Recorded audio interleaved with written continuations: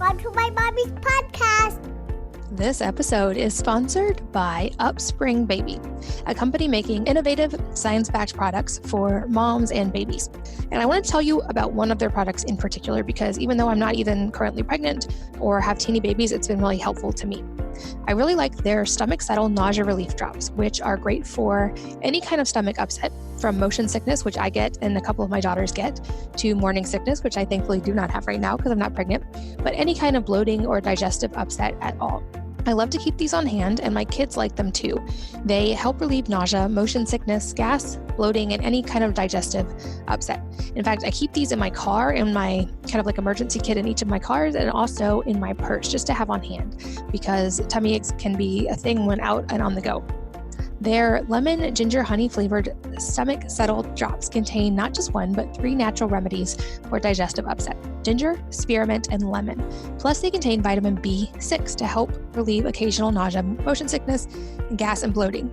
Their ingredients are micronized, meaning that they provide faster acting relief, and they have been really helpful, like I said, especially for motion sickness. They're individually wrapped, so they're great for on the go, and I was able to negotiate a discount just for you. You can check this out at upspringbaby.com/pages/wellness mama, and the code wellness10 saves you 10%. So that's upspringbaby.com/pages/wellness mama, all one word, and use the code wellness, all lowercase, wellness10 to save 10%. This episode is sponsored by Beekeepers Naturals, which is my go-to source for all things bee related. If you're not familiar with them, they're an amazing company. They make clean remedies that really work and that my whole family loves to take. No fight required. I'm sure you probably know that bees are absolutely vital to our global food system, and Beekeepers Naturals is on a mission to save the bees while creating products that support humans as well. They source all of their bee products sustainably and do a lot to support healthy bee colonies. All of their products, of course, are gluten-free, non-GMO, naturally sourced, and keto-friendly. My personal favorite is their propolis spray, which I use for natural immune support. I never have to fight my kids to take it because it tastes delicious, and it's my first line of defense at any sign of sniffles or cough or anytime I'm traveling. I also really love their Bee-Lixer Brain Fuel, which is a caffeine-free way to support focus and energy. I take this on days like today with podcasting when I need a little extra mental boost. As a listener of this podcast, you can save 15% on all Beekeepers Naturals products. Go to beekeepersnaturals.com/wellness mama, and the code wellness mama saves you 15%. So again, that's Beekeepers Naturals, BeekeepersNaturals.com/wellness mama, and code wellness mama, all lowercase, to save 15%. Hello, and welcome to the Wellness Mama podcast. I'm Katie from wellnessmama.com, and I think you're really going to enjoy today's guest as we delve into the mental and emotional side of health. I'm here with Emmy Award-winning Rhonda Britten, who is a repeat Oprah guest and has worked with thousands of people in her program of what she calls fearless living. She has one of the most amazing stories I've heard, both in her own personal transformation and what she went through in her life, and now in what she does to help, like I said, thousands and thousands of people. And in this episode, we go deep on how you can move through fear in your personal life, and also when it's widespread and societal like it is right now for many people. And she gives really practical tips and starting points for how you can shift your inner voice and your inner fears and use them to your advantage in life rather than fighting them. So without further ado, let's learn from Rhonda. Rhonda, welcome. Thanks for being here. I am so excited to be here talking about my very favorite subject, fear. Well, I think it's a very timely subject right now. There's a lot of uncertainty still going around right now. And I think there couldn't be a more pertinent time to talk about this. And probably I'm excited to hear from you and to get tips from you. And I hope that it will help many people listening as well. But as background, I would love to hear a little bit of your story and how you became this voice of fearless living and helping so many thousands of people. Thank you. Well, it wasn't, I think most of us who have are now dedicated to supporting people, to helping people, to guiding people, to helping them move through whatever they're moving through, right? And me specifically, fearless living / fear, is because I lived in fear most of my life, but I didn't know it. And I think that's a real key point, Katie. I think most people don't walk around saying I'm afraid or I'm scared. Maybe right now they're actually admitting it more than normal, but most of us don't walk around saying I'm afraid or I'm scared. And I didn't either. And, I did, a lot of different, read books, took workshops, did a whole bunch of things to change my life, but they really didn't get me over the feeling that there's something wrong with me. And, you asked the question, like, how did it really all start? Well, if I really look back on where did this begin, it was when I was 14 years old. And, my favorite book at the time was Why Am I Afraid to Tell You Who I Am, which I find completely ironic that now I teach people how to not be afraid to be who they are, right? But it was on Father's Day. My parents were recently separating, and my father was coming over to take us to brunch, which, there's 3 kids, 2 adults, 5 people. We didn't really go out to dinner or lunch or brunch ever. So this was a big special event. And my father comes in, come on. My sisters are in the bathroom fighting it out. I have 2 sisters. We lived in about an 850 square foot house. And my mom and I start walking out with my dad. My sister's still in the bathroom fighting it out. And my dad looks at me and says, I've got to get my coat from the car. And so he opens his trunk to grab his coat. But instead of grabbing his coat, he grabbed a gun and he started screaming at my mother, "You made me do this. You made me do this." And I start screaming, "What are you doing, Dad? What are you doing?" And he shoots my mother. And I am frozen, right? I don't know what to do. I'm frozen. And my father cocks the gun and points it at me. And I absolutely believe I'm next. And my father looks at me. I look at him. I'm like, we're like literally eyeball to eyeball. And, he blinks, I blink. And I'm just waiting. I'm just waiting for the bullet. And in my mother's literal last breath, she sees that gun in my face and screams, "No, stop." And my father, realizing my mother's still alive, takes that bullet intended for me and shoots my mother a second time.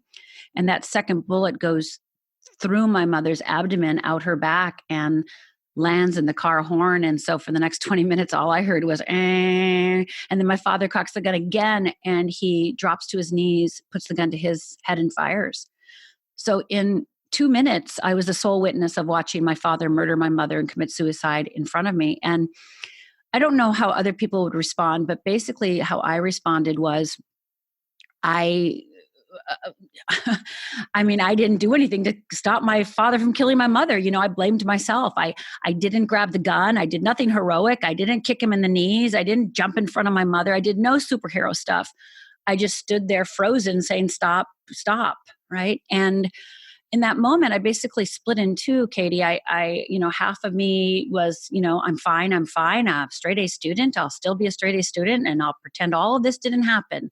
And then the other part of me just had so much guilt and shame. And when you witness your father murdering your mother, you don't get to be happy ever again. Like, I just really resigned myself that I don't ever get to be happy.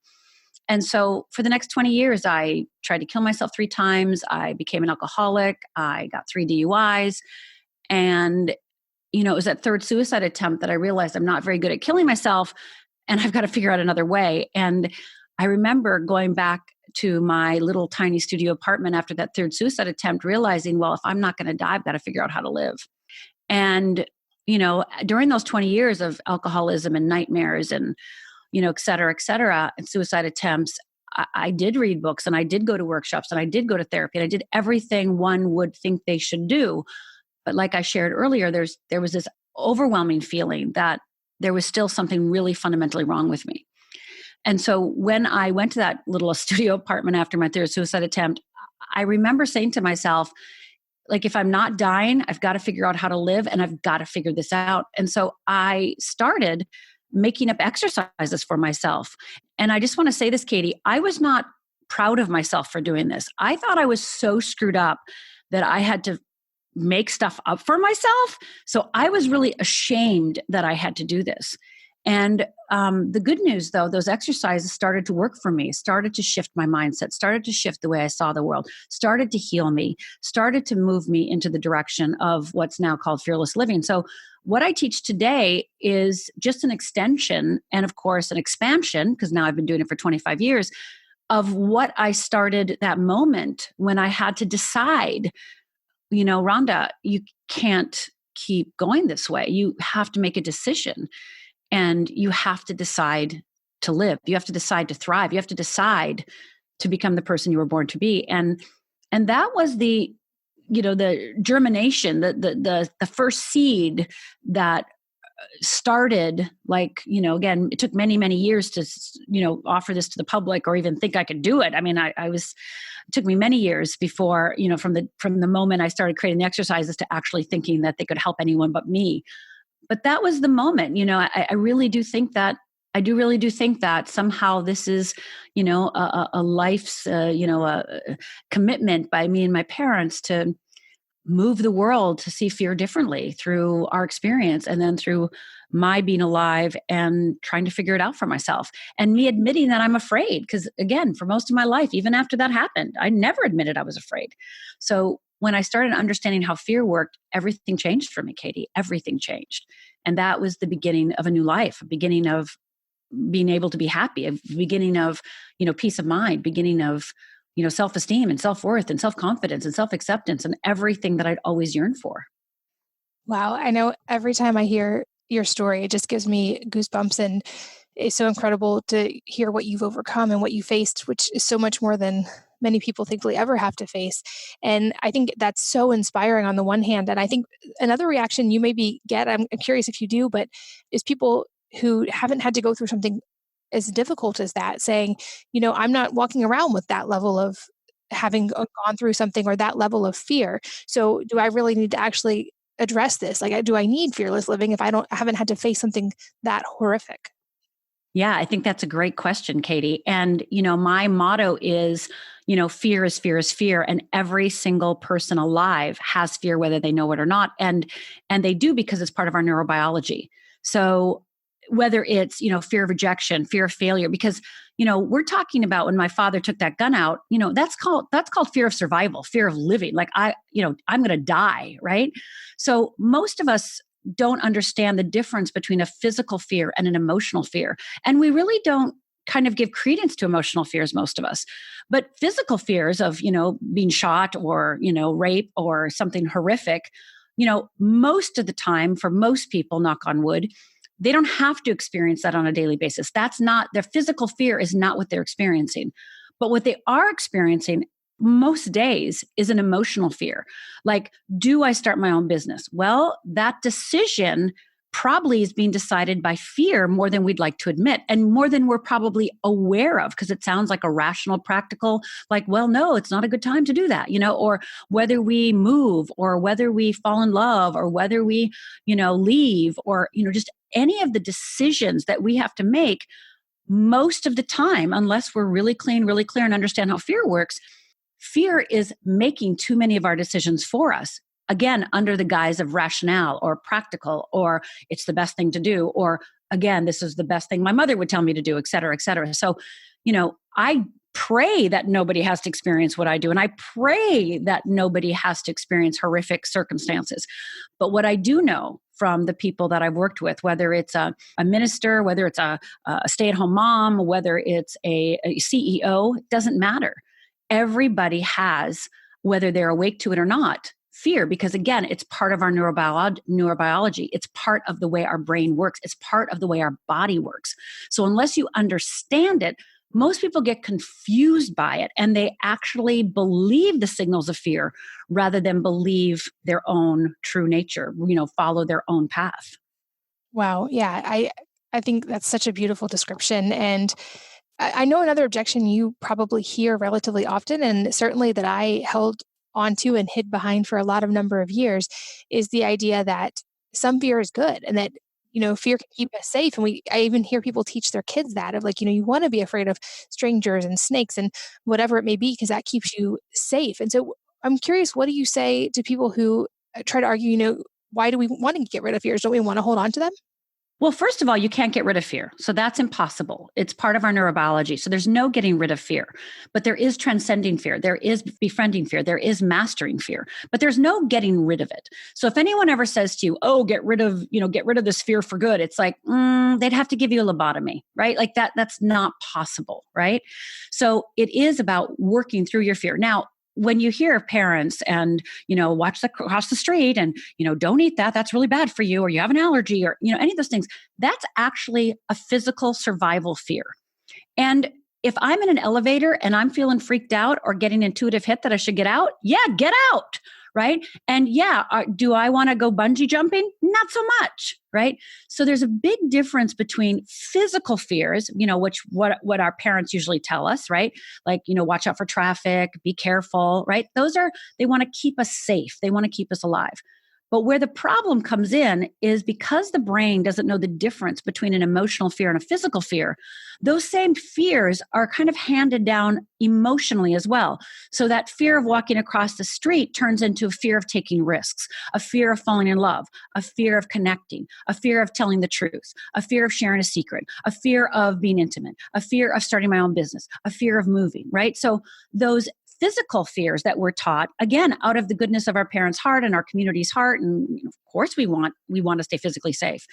But again, what it does is it actually translates into an emotional fear. And so those emotional fears, that fear of rejection, that fear of loss, that fear of intimacy, that fear of success, that fear of failure, that fear of being inadequate, the fear of looking stupid, the fear of being lazy, the fear of, being a loser, right? I could go on and on. Those fears subtly, quietly, insidiously impact our thinking. And again, this is all from our neurobiology, from our brain.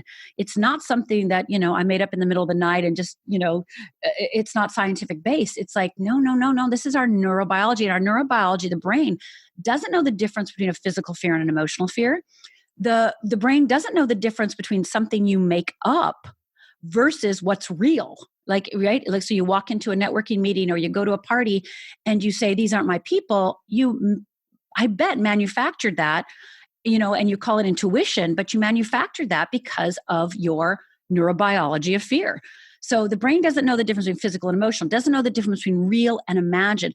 What they're now discovering is that fear many times is handed down through our DNA. So some of the things that you are afraid of actually came from your great-great-grandmother. Right? And the other thing we know about fear is that there's no getting rid of it, right? There's no getting rid of it.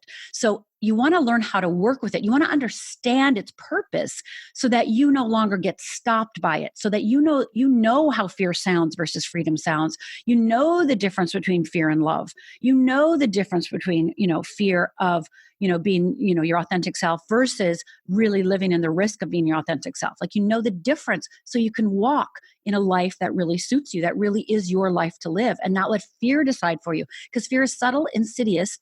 It knows everything you know. It's as smart as you are, educated as you are, spiritual as you are, as knowledgeable as you are.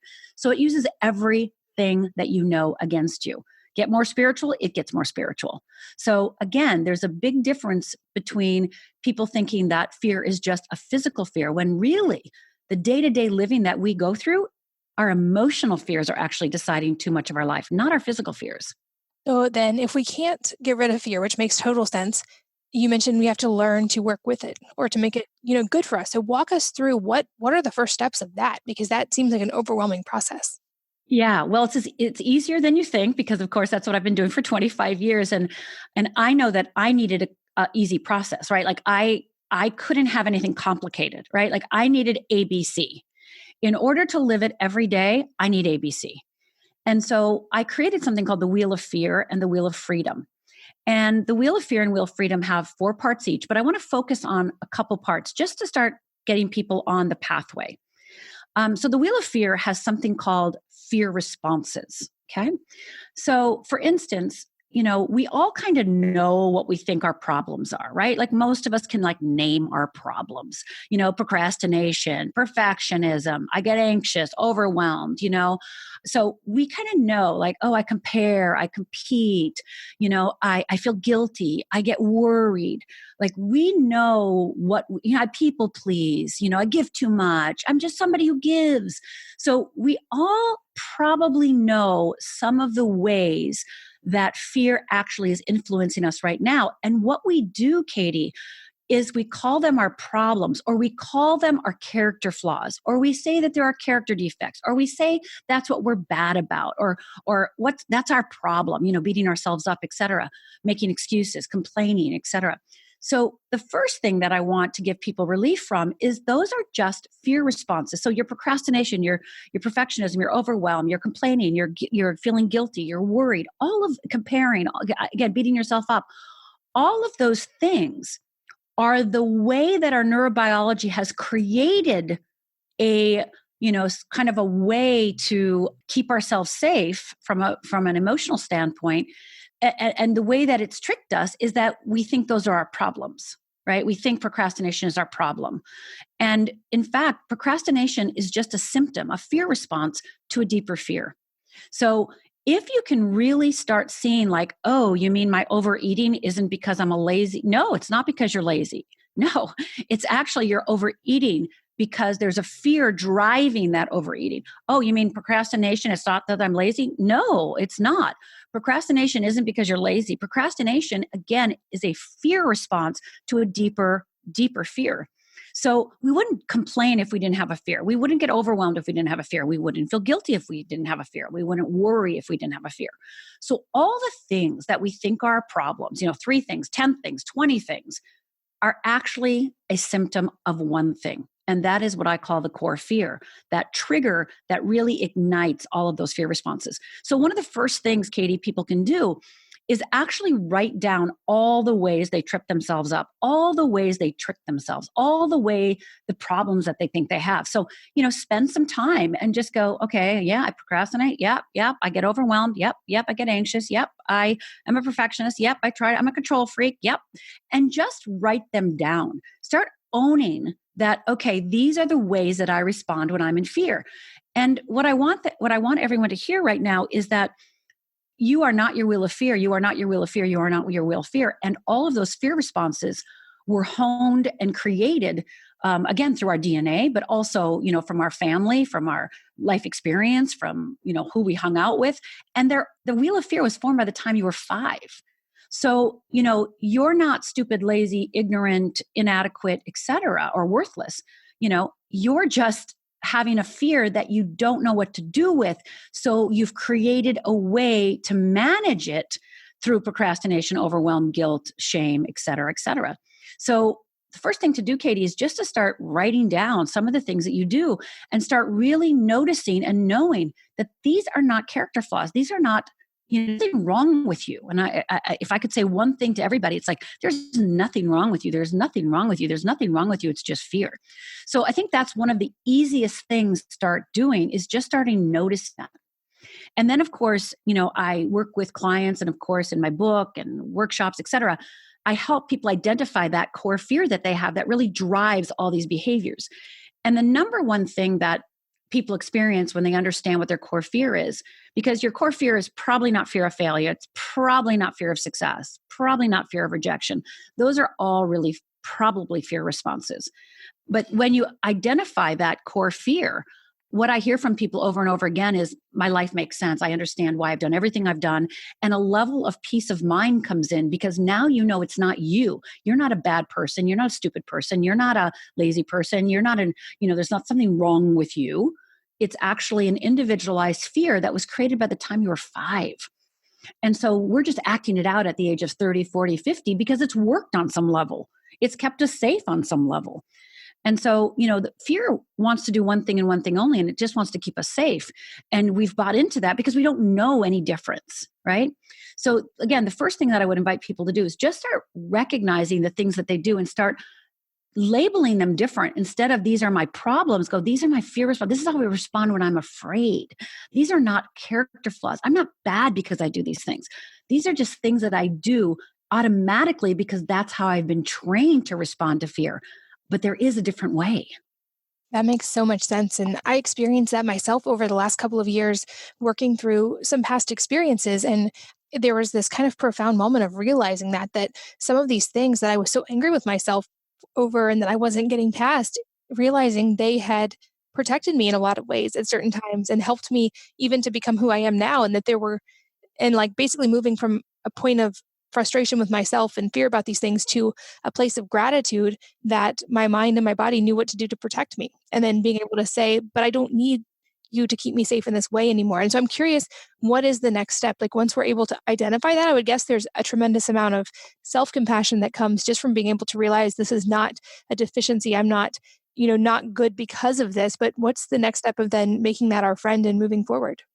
Well, there's something called the wheel of fear, like I mentioned, and then the wheel of freedom. And what I help people do is, again, like I said, identify their core fear. But more importantly, I help them identify their pathway out. We hear a lot about mental models and filtering systems. And neuroscience says now that the only way to truly change your life on a core level is to change how you filter the world. Literally change the glasses you wear. Literally start seeing the world differently.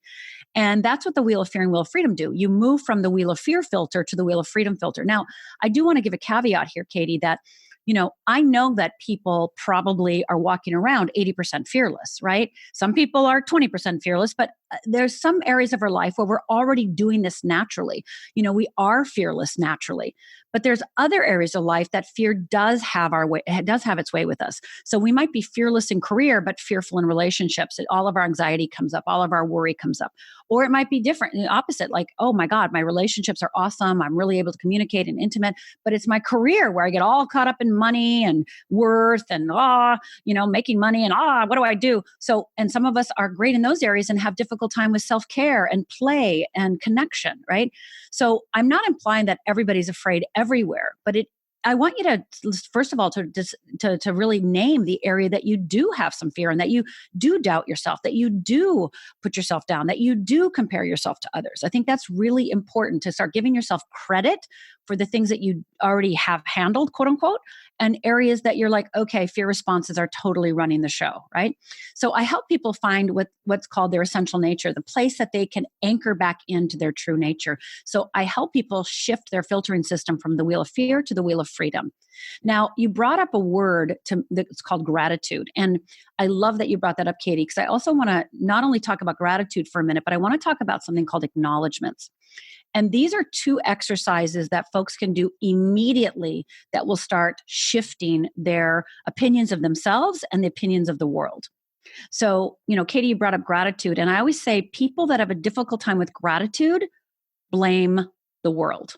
So if you have a difficult time with gratitude and you have a difficult time saying, like, I'm grateful for, then you probably are blaming the world. Now, acknowledgments in the world of fearless living, which I'll explain how to do one, is if you have a difficult time acknowledging yourself, then you blame yourself, right? So that's the way fear has its way with you, is you blame yourself. So in the world of fearless living, Katie, gratitudes, you write out, today I'm grateful for, and you get really specific. And, so you don't write, today I'm grateful for the blue sky. You write, today I'm grateful for the way the daisies, are popping up through the, broken sidewalk, right? Like you're really specific, because when you are specific with your gratitudes and acknowledgments, it creates a visceral experience. Well, what is a visceral experience? It means it's alive in your body, and it actually starts shifting you automatically of how you see the world. It shifts your filtering system. So we don't want this to be an intellectual exercise. We want this to be a visceral one. And how do you get visceral? Being specific. Also, not saying not. So like, instead of saying, I'm really grateful, or else use acknowledgement. I acknowledge myself for not complaining. We want to talk in acknowledgements about what we are doing instead of what we're not doing. So I acknowledge myself for not complaining. That's what you're not doing. What are you doing instead of complaining? Oh, I acknowledge myself for giving myself a break when it came to missing a deadline at work, right? Like acknowledging yourself. So today I'm grateful for, write it out 5 times a day. Be as specific as you can be, no knots.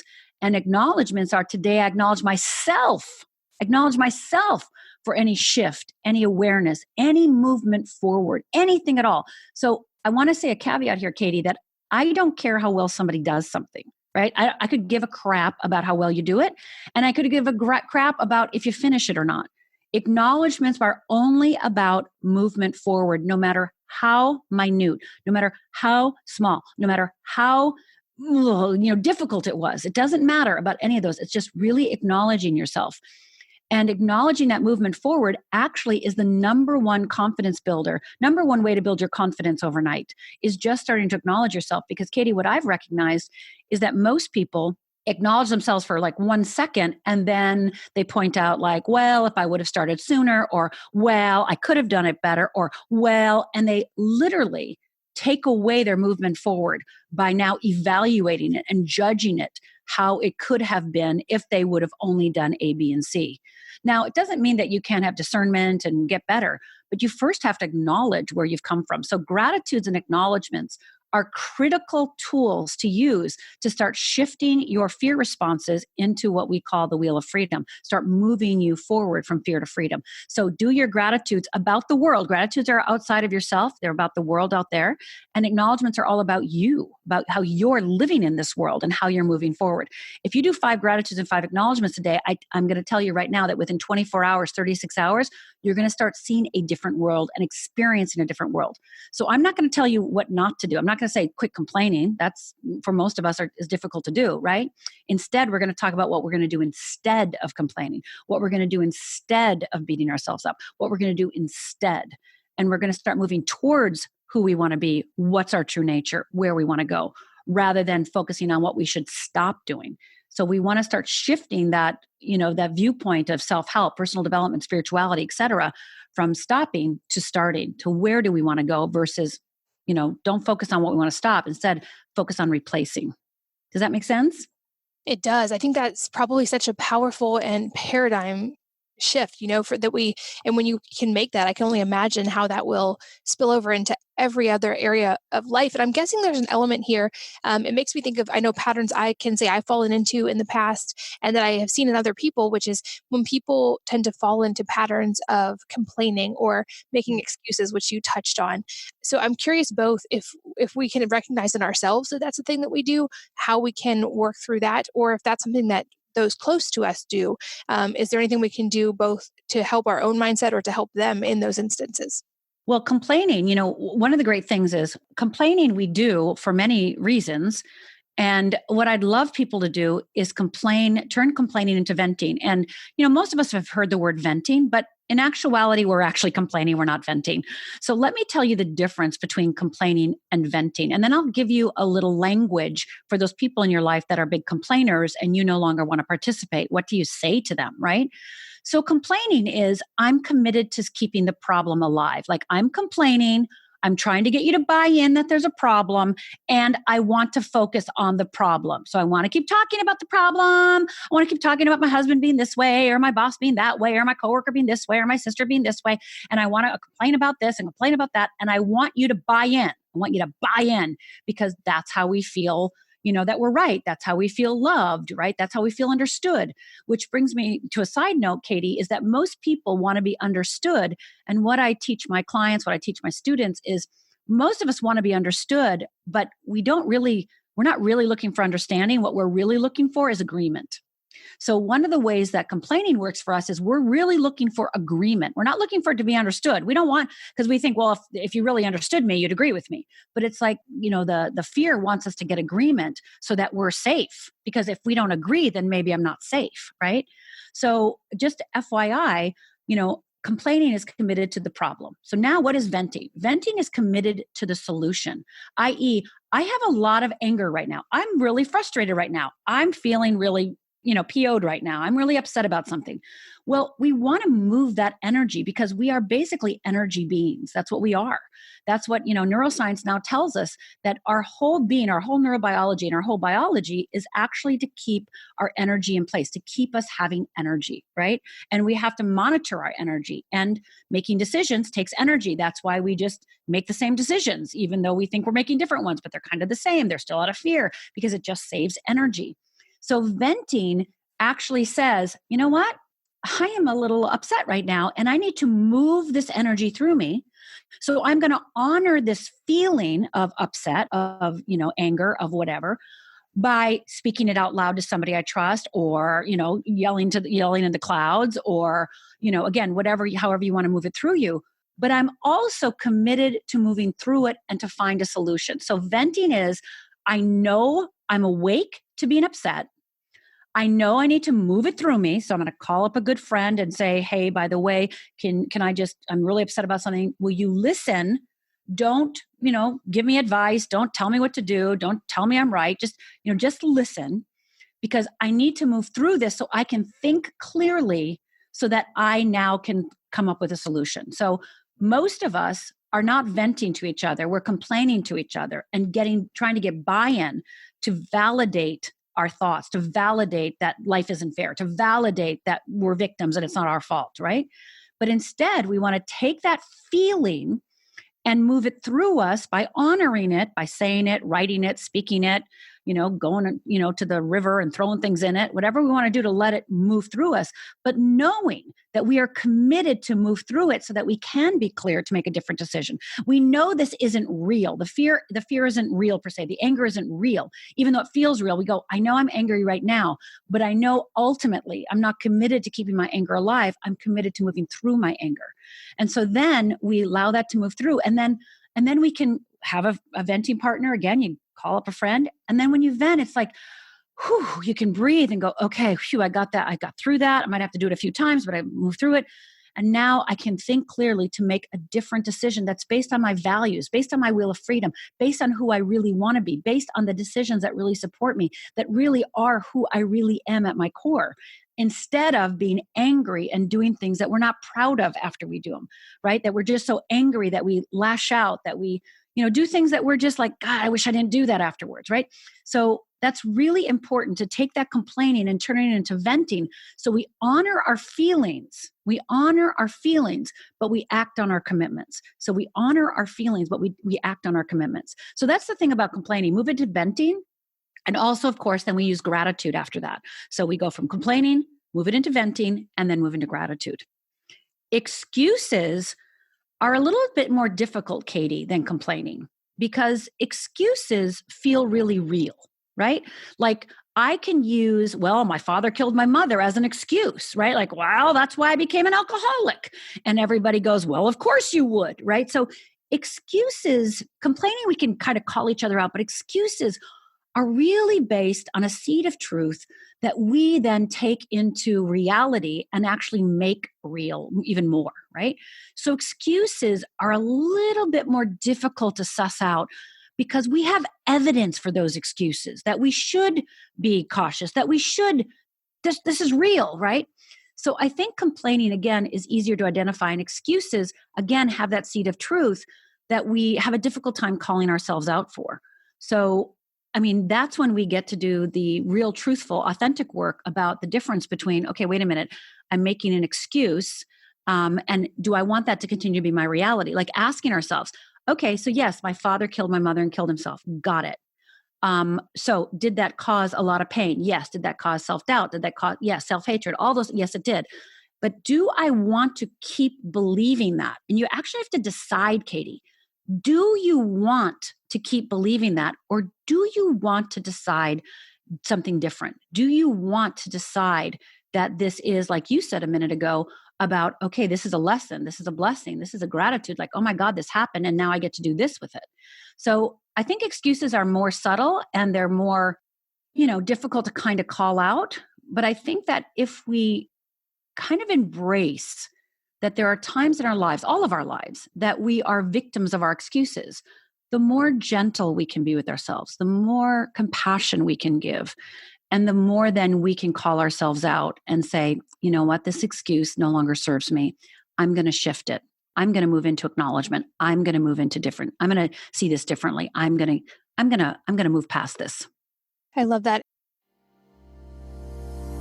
This episode is sponsored by Upspring Baby, a company making innovative science-backed products for moms and babies. And I want to tell you about one of their products in particular because even though I'm not even currently pregnant or have teeny babies, it's been really helpful to me. I really like their stomach settle nausea relief drops, which are great for any kind of stomach upset, from motion sickness, which I get and a couple of my daughters get, to morning sickness, which I thankfully do not have right now because I'm not pregnant, but any kind of bloating or digestive upset at all. I love to keep these on hand, and my kids like them too. They help relieve nausea, motion sickness, gas, bloating, and any kind of digestive upset.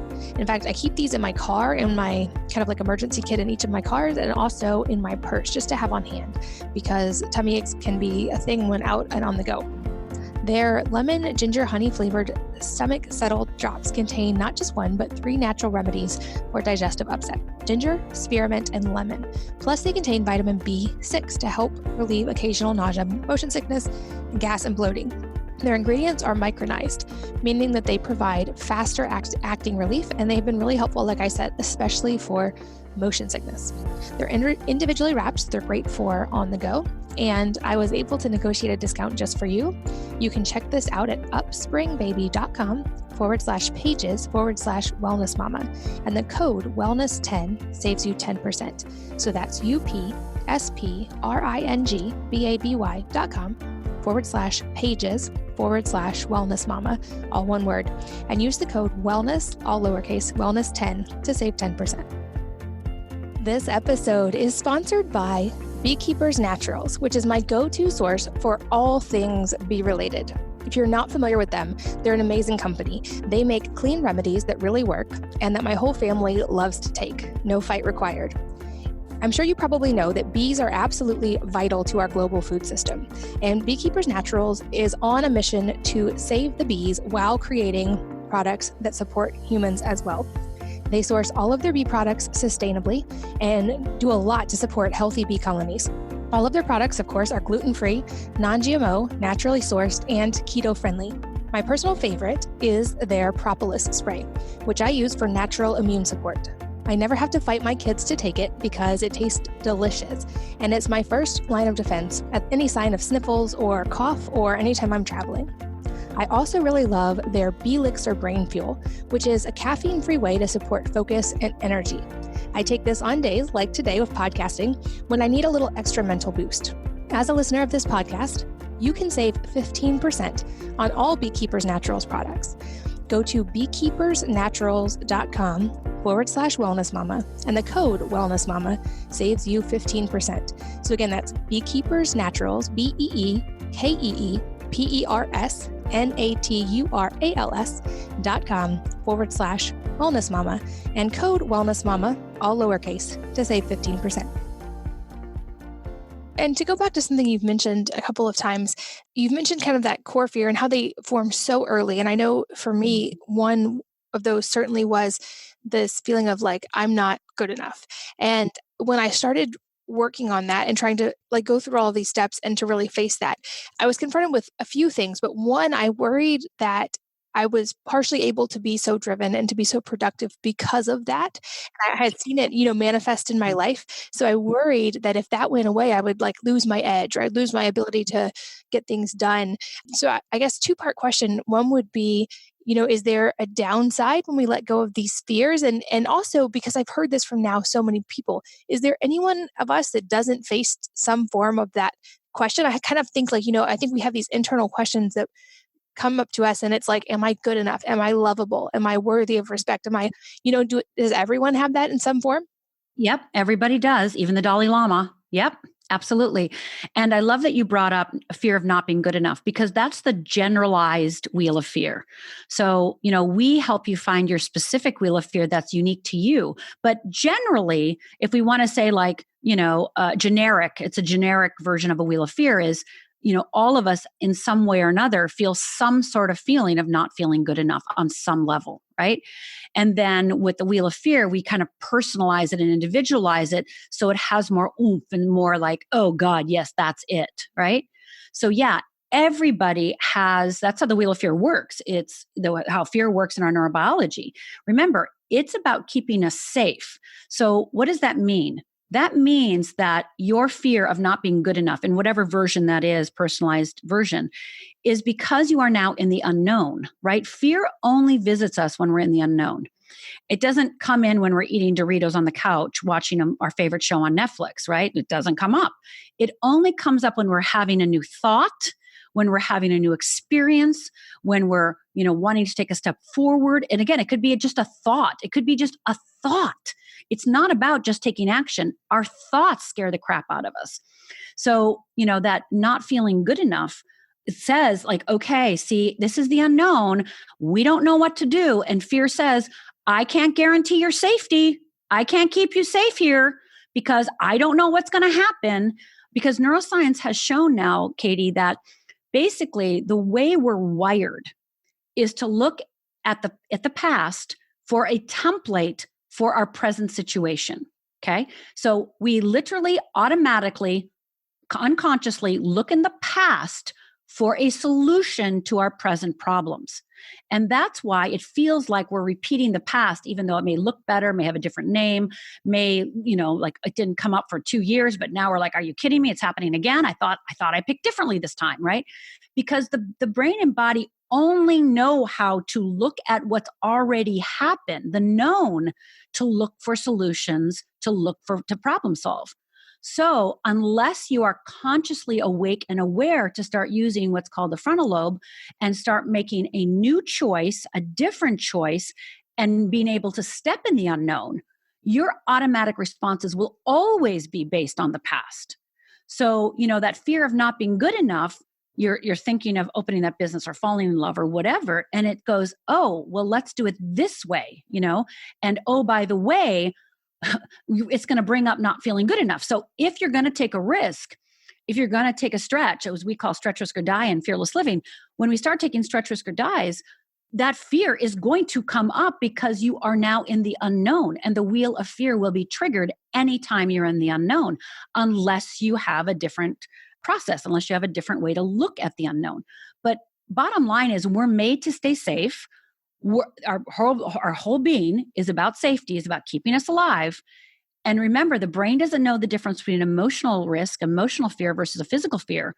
So you thinking about falling in love, or you thinking about getting married, or you thinking about opening your business or buying a house or selling a house, any of those things, if it is an unknown, fear will trigger and go, yes, we don't know what to do here. We better use a past solution for the present problem, which of course is most likely ineffective, right? For many things we want to do. So fear is triggered by the unknown. So I always say that freedom equals your capacity to live in the unknown.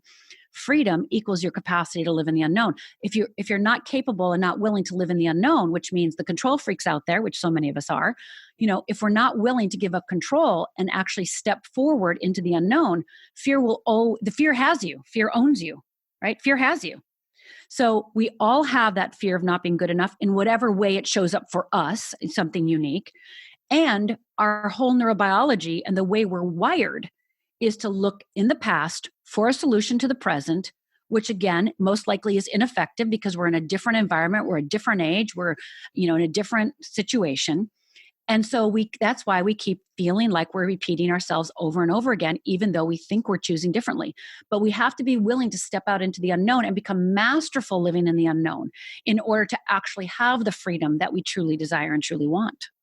That makes sense. And I think another thing that is very top of mind for a lot of people listening right now, they probably understand and can identify these things in their own personal lives. But then when we're facing something that is, big or out of our control, or right now, like with global stuff going on, or we're facing fears of our children getting sick or our parents getting sick, or these really big, our life-threatening disease or chronic illness, or things that are bigger than just us being able to live with the fear. What are some tips for that? Because I think we're in a place societally where there is a lot of overwhelm and anxiety and fear. And so I'd love to hear your insight on how we can work through those things that we can't just change. Yeah. So the first thing is that, of course, we have to take care of ourselves from a real practical level. We have to make sure that we take care of what needs to be taken care of and not stay in like, why is this happening to me? Because why is this happening to me is not helpful and it doesn't move us forward. So, and why is it happening to you is because, we may know and we may not know, right? We may not understand how it's happening to us.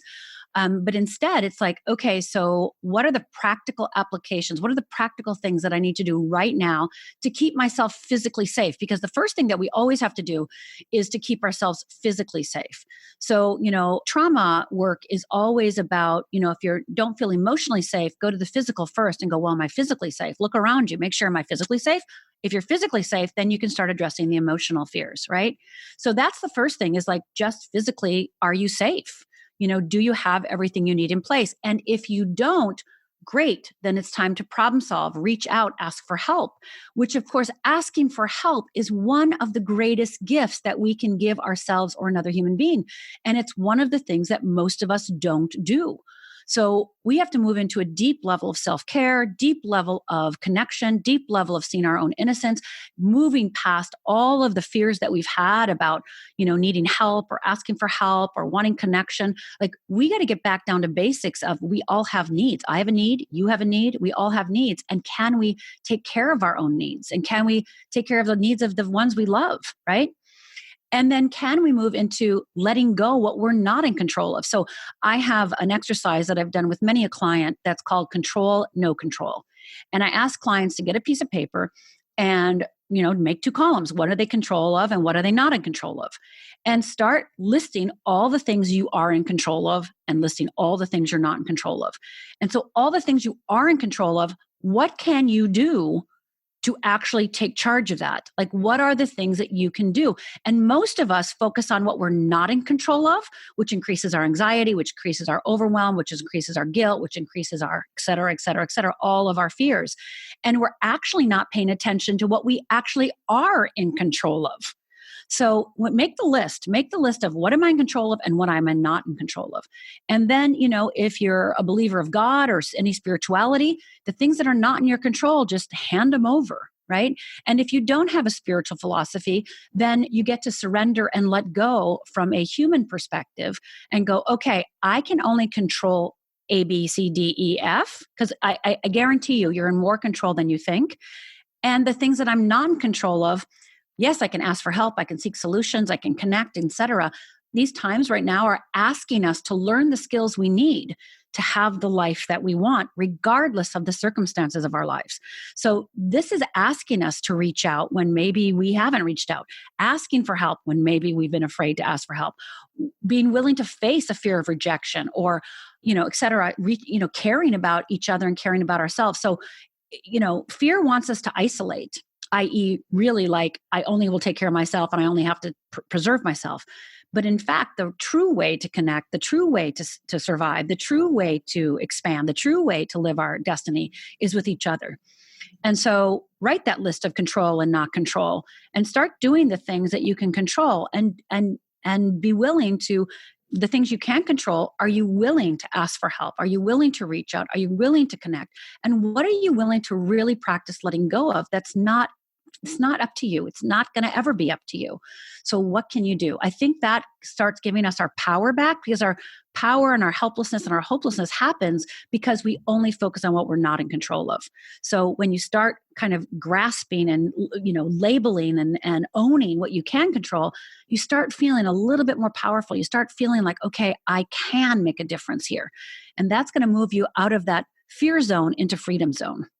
I love that. And I think that ties into something that is a theme through a lot of writers that I admire, including you and including people like Viktor Frankl, who wrote Man's Search for Meaning, and many of the Stoic philosophers that talk about, we don't have control over the world or what happens to us, but we do always have control over our reactions and how we respond and even how we interpret those events.